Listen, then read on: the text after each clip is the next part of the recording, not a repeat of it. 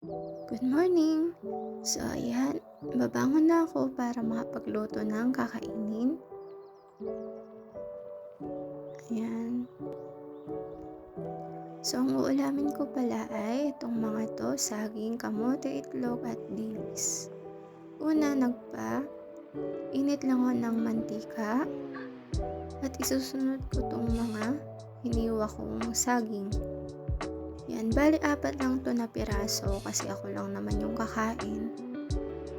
Ayan. So, prito ko lang ito. At next kong ilalaga itong mga apat na kamote.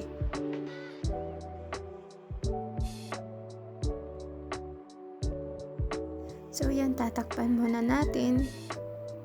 Hintayin natin kumulo. So yan, luto na yung saging natin na saba.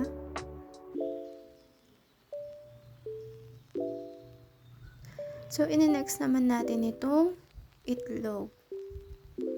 Ayan, di ko na na-video yung pagkahalagay kasi nahihirapan ako. Ayan, dinagyan ko na ng pampalasa, asin, tsaka Ajinomoto. So, ayan, okay na to para sa akin tong luto. Masarap kasi pag hindi gaanong luto yung yellow na nasa gitna. Basta, yun na yun. So, ayan, next natin tong dilis. So, ito, ang sarap nito kapag may sausawan na suka, tapos may sibuyas, sili. So, gagawa ko mamaya. Ayan. At so, ayan, mas masarap pag merong fried rice. Ayan. Minekos-mekos ko lang. And then, lalagyan ko yan ng pampalasa ulit. Ayan. Buo pa yung bawang. Pasensya na. So, yan, linagyan ko ng Ajinomoto. So, hindi ko na linagyan ng asin kasi may sausawan na mamaya. So, ayan, kumukulo na. I-check natin kung malambot na yung kamote. So, kung malambot na yan, so, ayan, malambot na. Okay na. So, ayan, gagawa na pala ako ng sausawan. So, bali 5 sibuyas yung ginamit ko dito kasi mag-i-stack na din ako para sa susunod din ako gagawa. Linagyan ko lang din ng bawang. Ayan, pinitpit ko lang. Tapos babalatan. So, ayan, meron ding sili para masarap.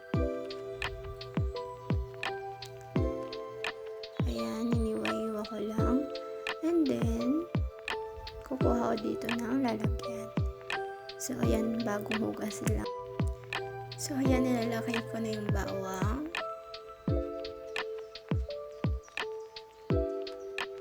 Sili. And then, sibuyas.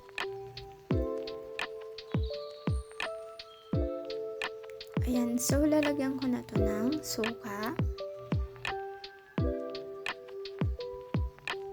Ayan, isang buo na yung linagay ko.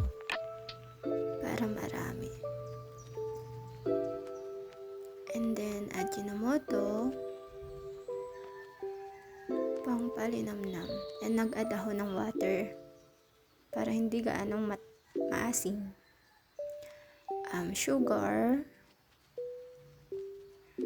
And then, asin. So, ayan. Minekos-mekos ko lang.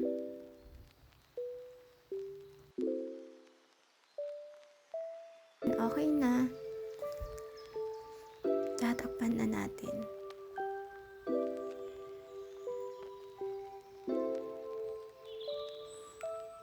So, yan. Kakain na tayo.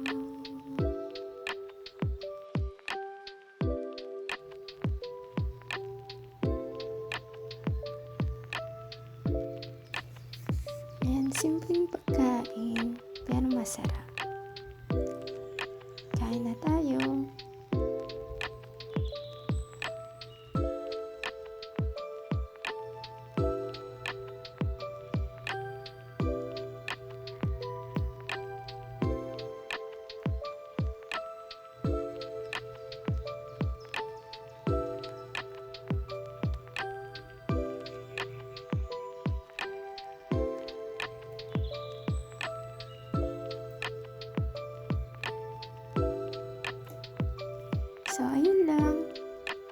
Thank you for watching.